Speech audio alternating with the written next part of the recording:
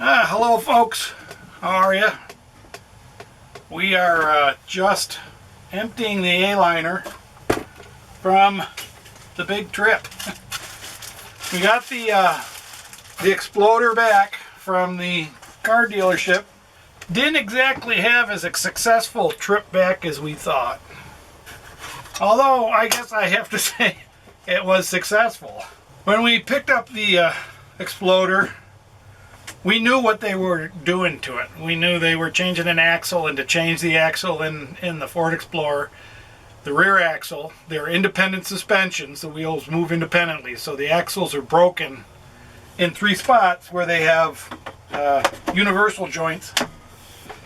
And to get the axle out, they really have to take the entire frame and everything apart. The service girl had called me several times to tell me that they were running into problems because of the age of the vehicle. A lot of the bolts, it's 19 bolts, have to be taken out to take away the whole wheel connection and the brakes and all that. She had told me that it was a little rusty and that it was going to be an issue and that it was going to cost some bucks.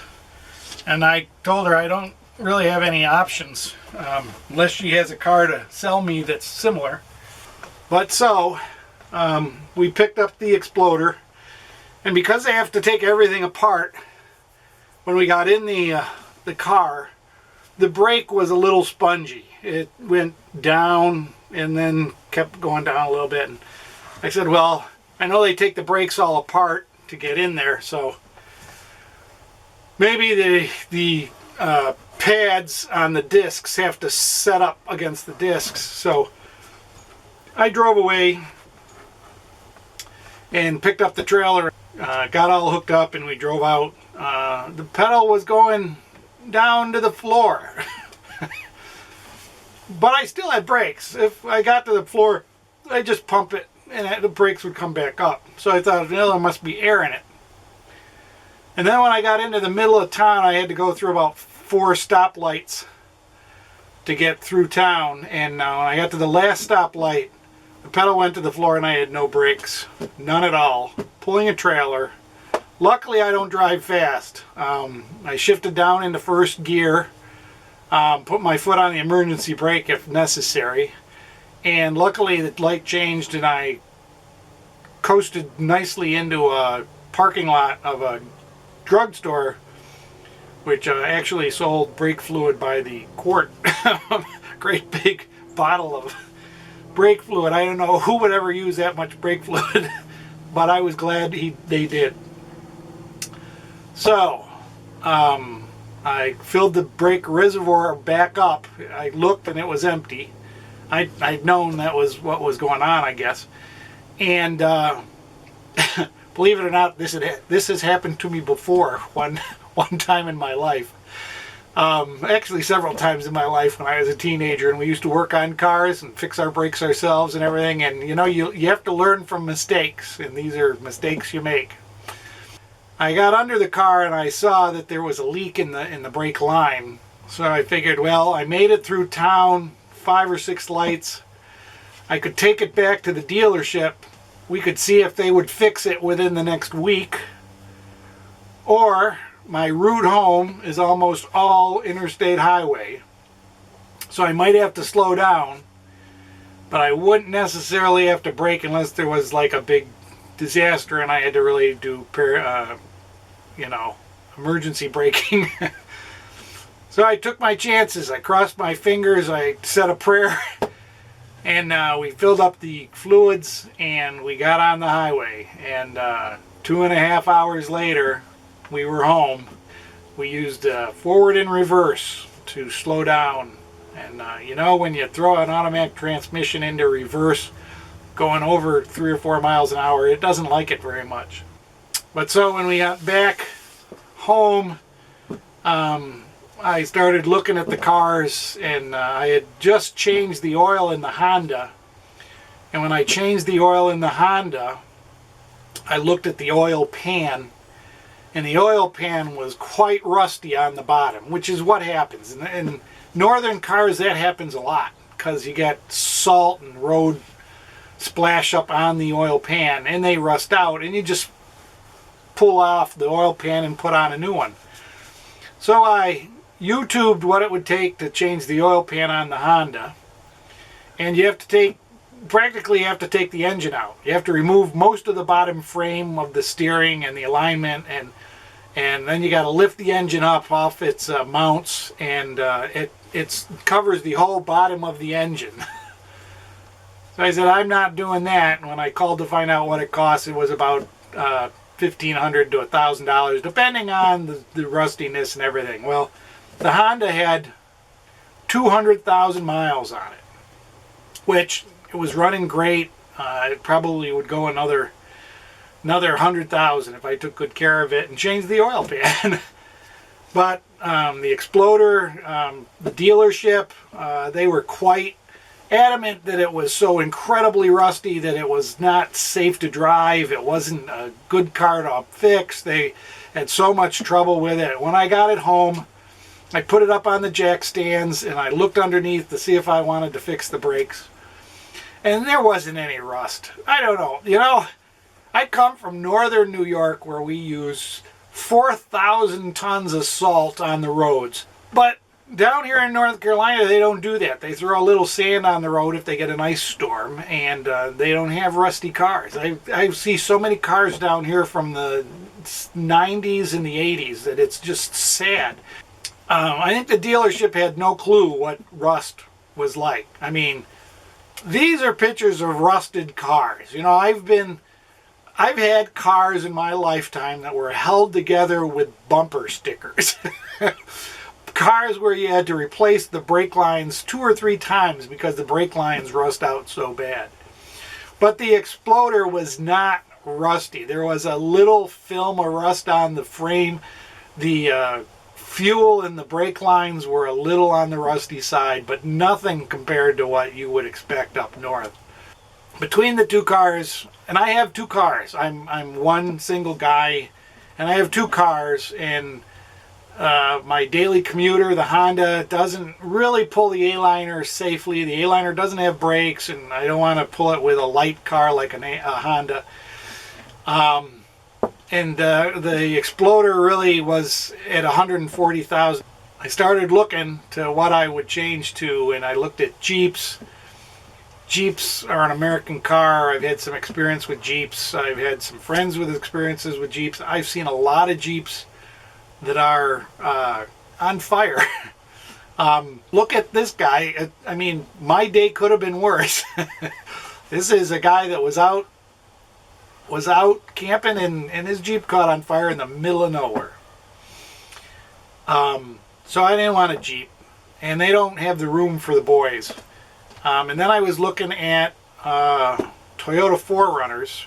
I went out and I talked to the dealership here, the Toyota dealer up the street. Had a store an hour away in Winston-Salem, and I saw a car there that I liked. It was a 2013. It was $28,000. It had 60,000 miles on it. A full 4-wheel drive, good condition, good everything, clean Carfax and all that. So I told the dealer to go get that and I'd buy it from him. So he went and got it, came and looked at it. It was what I was looking for, but it didn't have any of the fancy stuff that makes them so damn expensive, like backup cameras and navigation systems and rear air conditioning and all this crap that you see on 4Runners that, you know, kind of comes standard. So I said, well, I got to think about this. I said, let me look around a little bit. And so the next day I looked around and I came up with a car that was 2 years newer, 2015. It had 40,000 miles, so 20,000 miles less, and it was only $1,000 more. So I said to him, I think I'd rather get that car. Well, guess what? It was up in Winston-Salem too, an hour away. So I said, go get that one, take the other one back, and I'll look at that one. It was Saturday night, so Sunday I was looking around and I see this 4Runner, 1-year-old 2017 4Runner with only 9,000 miles, and it was just $30,000. And I said, geez, it's Sunday. But guess what? The dealership was open Sunday till 7 o'clock, and it was 5:30.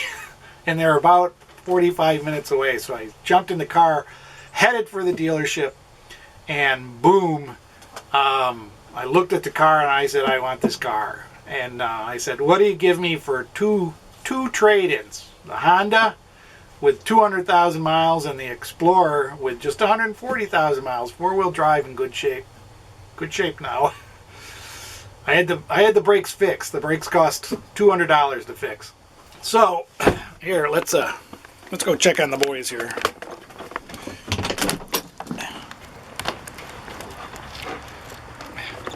Here's Aquila. He is getting big. Where's Dakota? Dakota!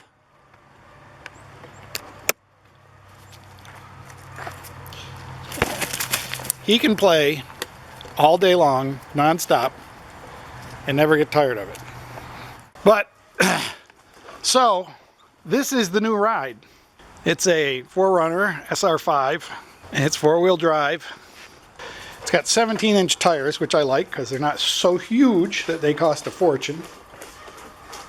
It's got all the bells and whistles for backup camera and navigation, and it's got, you know, a 6-month trial of XM radio. It's got room in the back for the boys, which we have put some padded stuff in to try to keep it from doing it. The only bad thing about this, the only thing I don't like that makes it not perfect, is it's got this ridiculously stupid table in it. That you can pull out this table. It comes out about this far. I don't want to pull it out because of the thing that's in it. But so I don't have a real cargo space. The boys don't really notice. This is a pest. Anybody want a puppy? This puppy is a pest. He is non-stop. Play with me. Here goes the ball. Where's the ball? So that's the new ride. 2017 Toyota 4Runner.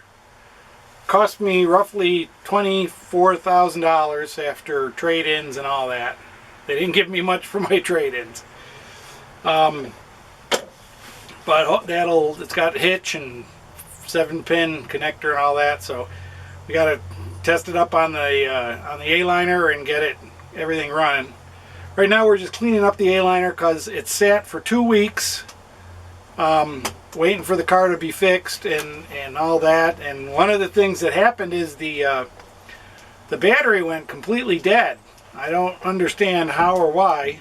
When I picked it up, it was a cloudy day and the solar panels weren't producing anything, and the battery was absolutely dead. I don't know.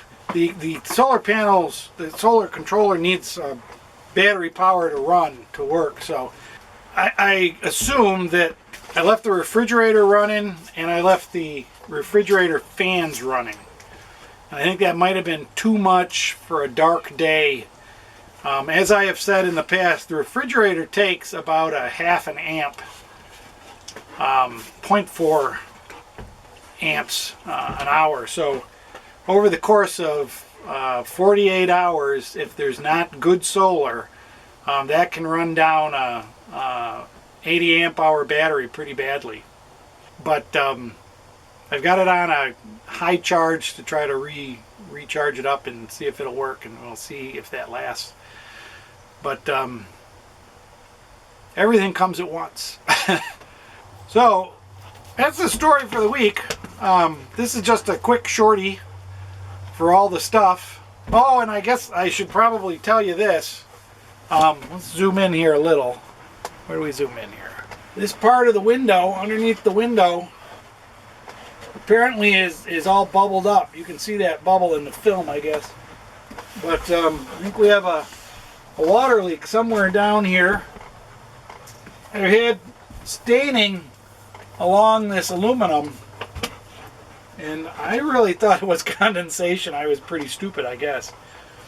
But it seems that I've got a water leak in my window, and I I gotta take the shade down. I've got these cute shades that work so very nice. I'll have to take those down and see what I can do to fix that. Or maybe I'll just reseal the window, but that is not good. It may be causing me all sorts of other problems that I haven't noticed. Sorry to be so close. So, we got to finish cleaning up this trailer and keeping Akila happy, and we'll see you on the next trip. We should be doing some more videos later in the week or next weekend. We'll be doing them. I don't know when they'll come out. They'll probably come out next weekend. Anyways, thanks for watching. Subscribe if you haven't. We'll have something a little more entertaining than this one. But thanks for coming along on these trips. I appreciate it. Bye-bye, folks.